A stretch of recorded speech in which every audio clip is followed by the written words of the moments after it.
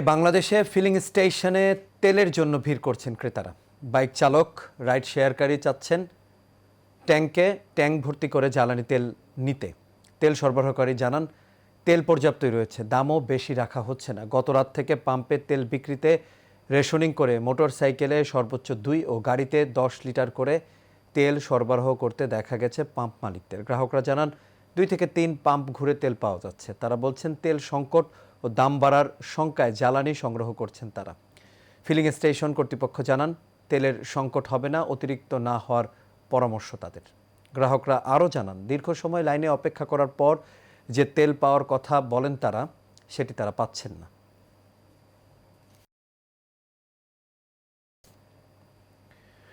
দর্শক, এই বিষয়ে আরও খবর জানাতে আমাদের সঙ্গে এই মুহূর্তে রাজধানী থেকে যুক্ত হচ্ছেন সহকর্মী ওয়ালিদ সিদ্দিকী। ওয়ালিদ, আশা করি আপনি আমাকে শুনতে পাচ্ছেন।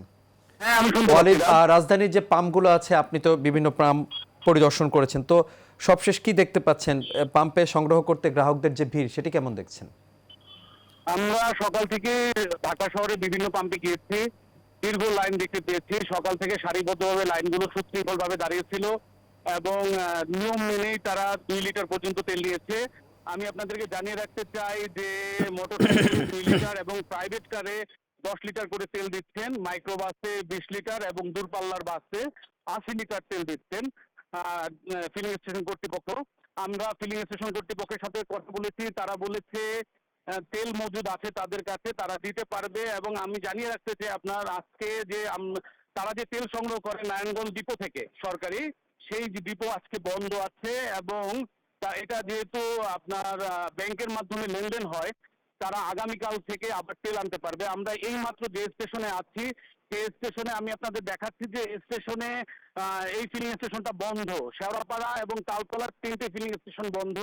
তারা বলছে তাদের তেল মজুদ শেষ হয়ে গিয়েছে এবং তারা আগামীকাল, যেহেতু ব্যাংকিং আওয়ার ছাড়া তারা তেল কিনতে পারবে না, লেনদেনটা যেহেতু ব্যাংকিং হইতে হয়, সেহেতু তারা তেল কিনতে পারছে না। তারা আগামীকাল ব্যাংক খোলার পর তারা তেল সংগ্রহ করতে পারবে।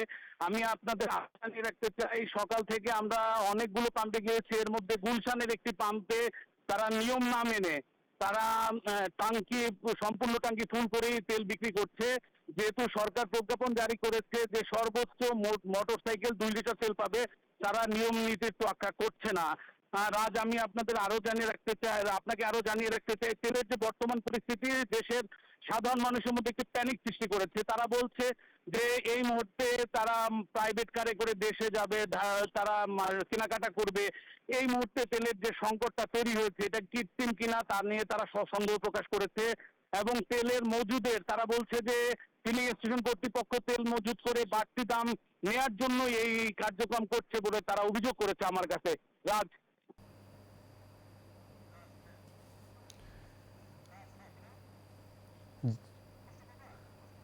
জি ওয়ালিদ, আপনাকে অসংখ্য ধন্যবাদ। দর্শক, আমাদের সঙ্গে রাজধানীর যে তেলের পাম্প, সেখান থেকে যুক্ত হয়েছেন ওয়ালিদ সিদ্দিকী। তিনি তেলের পাম্পের যে গ্রাহকদের উপচে পড়া ভিড়, সেটির খবর আমাদের জানাচ্ছিলেন।